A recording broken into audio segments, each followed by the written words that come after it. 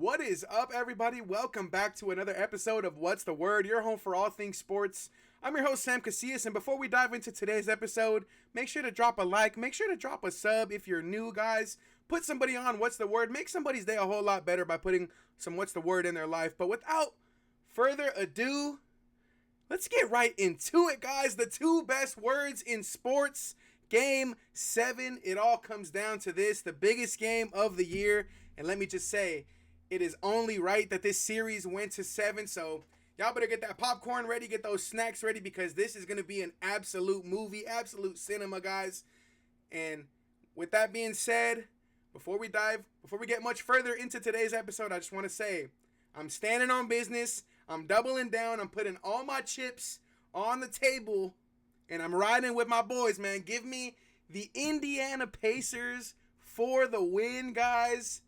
They're going to bring it on home. And in order for that to happen, guys, plain and simple, I need my boy Tyrese Haliburton to be that guy.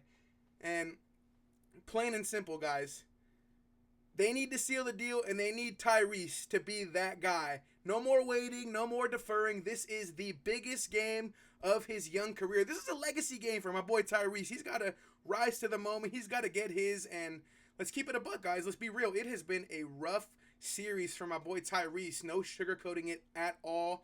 This number one OKC defense has absolutely gotten to him. They have made his life absolutely miserable.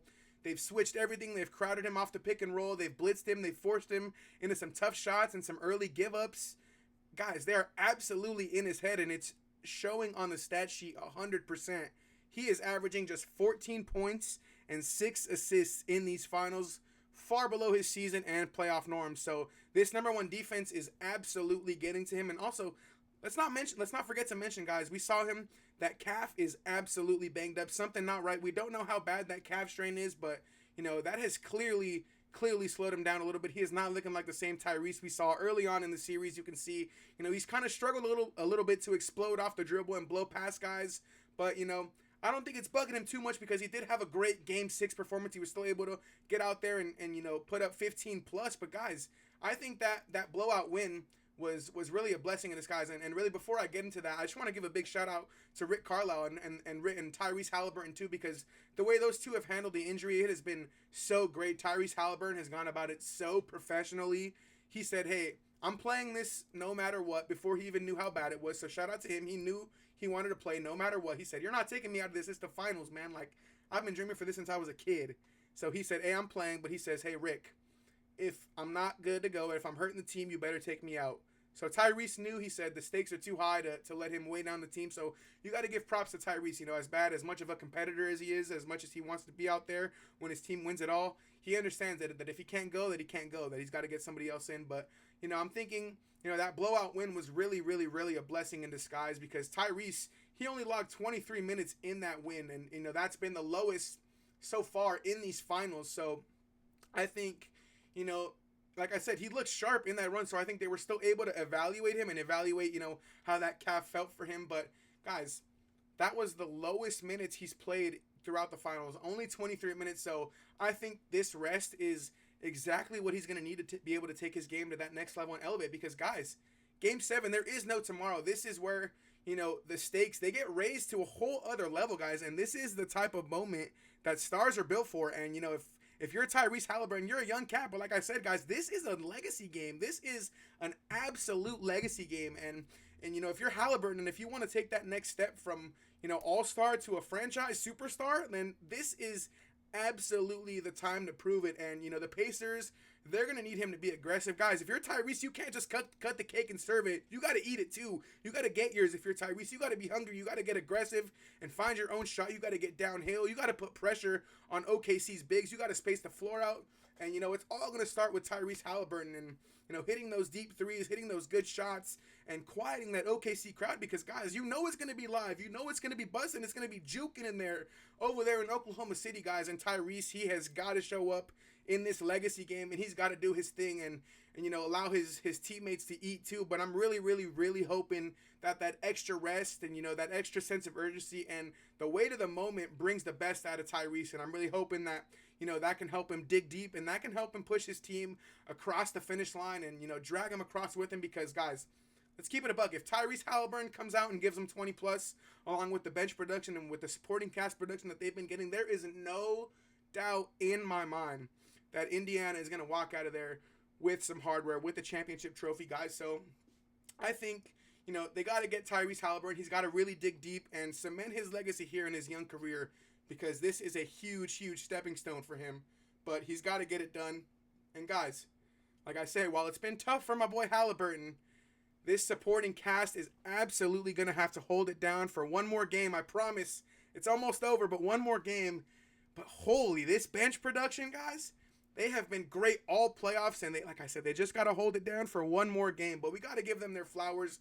And you look at Indiana, they are the definition of the power of friendship. Like, I swear, getting it done by the power of friendship, because you look at guys on their bench, they've got 6 guys averaging double figures in the playoffs. And you got 2 more guys in, TJ McConnell and Obi Toppin that are knocking on the door of double figures. So almost 8 guys in double figures on your team throughout the playoffs. And, you take a look at 7 different Pacers throughout this playoff run have dropped 20 plus in a game.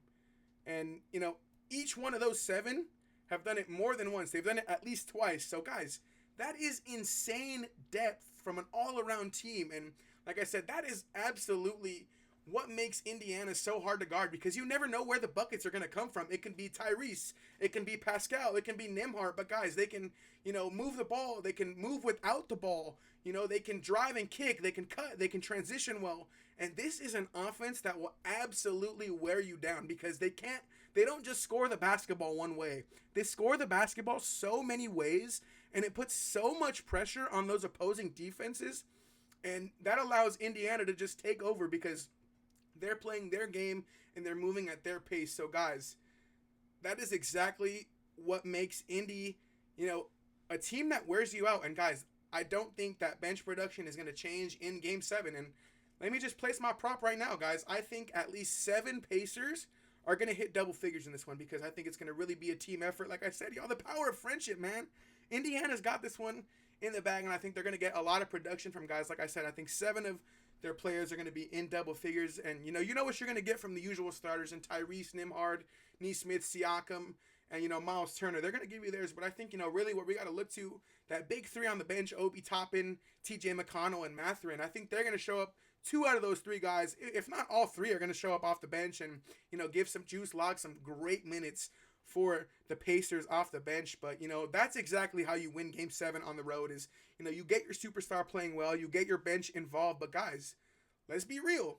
This is going to be the most difficult game of the year for Indiana.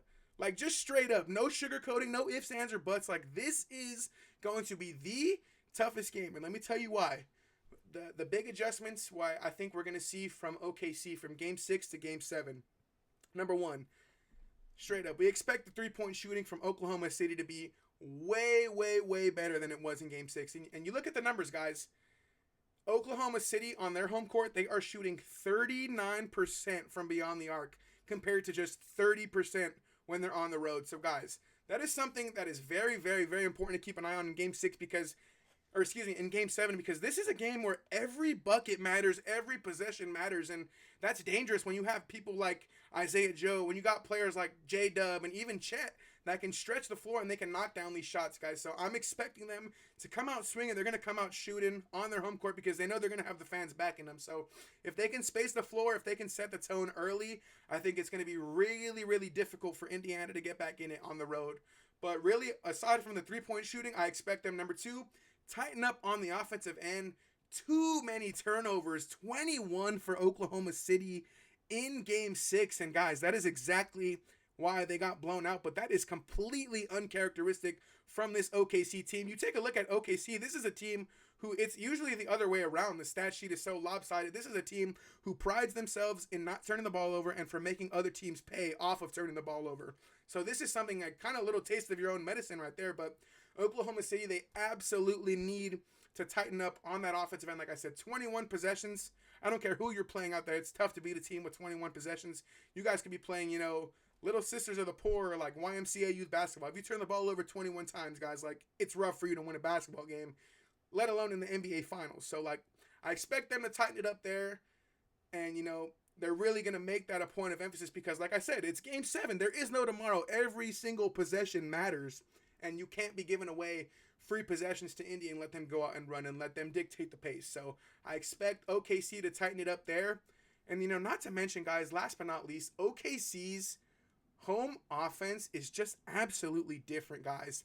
They're averaging 110 points per game at Paycom Center compared to just 102 on the road, guys. And, you look at how they play in that arena. The ball moves better. The ball moves quicker. The pace is faster. They get their number one guy going right away in that arena. He is shooting 52%, averaging 30 points a game on his home floor. So this is a team who, bottom line, guys, home court advantage flat out matters for OKC. And they are going to do whatever they can to defend home court. But if you're Indiana, you wouldn't have it any other way. You knew it was going to be tough. You knew what you signed up for. So I think, if you keep those 3 things in mind, you got to know OKC is going to come out swinging with a bad taste in their mouth. But I think Indiana, they are absolutely more than capable of matching them and more than capable of, bringing it to them in their home court. So I expect, OKC to tighten up, and it's going to be a lot closer. None of that blowout stuff, guys. That's done. It's game 7. I don't expect it to be a blowout at all.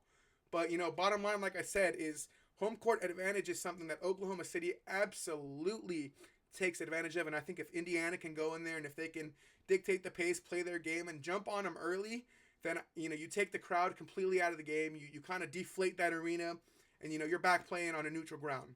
So, Indiana, expect OKC to come out swinging. And, I know what you guys may be thinking. Oh, Sam, you're talking way too much about Hallie. What about Siakam? Guys, chill on me. I was going to get to my boy Pascal. I was saving the best for last. And, I was saving, actually, my finals MVP pick. Yes, Pascal Siakam. I think it's going to be him when it's all said and done. When the Pacers are on center court in OKC holding up that Larry O'Brien trophy, I think is going to be my boy Pascal Siakam holding up that MVP trophy. And shout out to my boy Pascal. He has been absolutely phenomenal, holding it down, 10 toes, man, for the boys over there in Indiana. He has been everything you need and then some. He has been averaging 28-4, and he has easily been the workhorse for that Indiana team. You just look at what he's done for them this series. He has been a matchup nightmare. Let's start off with Chet Holmgren. He has been an absolute matchup nightmare for Chet Holmgren because you look at Pascal Siakam and the type of big he is. He's not your traditional big. He's kind of one of those in-between bigs because he's super strong. He knows how to use his frame, but he's also super quick. So that's part of the reason why he was given, Chet Holmgren a lot of trouble because Chet is a little bit more taller, a little bit more lankier. And, Pascal was able to push him around a little bit, use his size. And then, you try to put Isaiah Hartenstein on Pascal, and that's when, Pascal gets the jump because he's quicker, he's a little bit faster, he's got that quicker twitch compared to Isaiah Hartenstein, who's more of a traditional in the paint big. So that's exactly why Pascal Siakam has been so valuable and why he's been able to be so productive this series is because he knows, how to take advantage of those matchups. And he has been probably the one absolute matchup nightmare for Oklahoma City. And, you talk a lot about Mr. Consistent sitting on that other bench in MVP winner SGA. But, guys, let's talk about Mr. Consistent over there for the Pacers in Pascal Siakam. And, we talked about Haliburton and him having his slumps, him having his struggles. And you look at who's been carrying them through those slumps. And you look at who's been like this when Haliburton's been like this. And it's been my boy Pascal. Pascal has been absolutely doing it. And he's been keeping him in it, pulling him along. But guys, I absolutely expect him to come home with the hardware. And, I talk a lot about his offensive bag, but guys, you look at him on the defensive end of the floor, just as good, if not better, on that end of the floor. And, he's guarded multiple positions. He's switched on to Shai. He's guarded J-Dub, J-Will. He's everywhere, guys. So he is somebody who, is versatile. He's showing leadership, that championship experience. And, this is exactly why Indiana went out and traded for him, because they were looking for a two-way anchor, and they absolutely got one and then some in my boy Pascal Siakam. So shout out to him. And, like I said, he is my pick for the NBA Finals MVP. But guys, it all comes down to this game 7 tomorrow night. You better be tuned in. You already know who I'm riding with, Indiana Pacers for the win. But do me a favor, drop in the comments who you guys got winning game 7. Drop your predictions. Is it going to be a close one? I think it's going to be a close one, guys. I don't expect a blowout. I think, it's going to be a great shootout. Like I said in the intro, y'all better get that that popcorn ready, get those snacks ready, because you better be glued to this TV. It's going to be absolute back and forth. And I mean, like I said, what more can you ask for? Game 7, the biggest game of the year. But that's going to do it for today's episode. As always, guys, if you have anything in specific you want me to cover, feel free to drop that in the comments, because there would not be any What's the Word without you guys. And that's the word. So you guys make What's the Word great. Like I said, drop a comment, drop a like. If you're new, drop a sub. Tell a friend to tell a friend. We're trying to go viral with this What's the Word stuff. So I appreciate all you guys for the support. Make sure to tell a friend, as always. And we'll see you next time on What's the Word. Peace out, guys.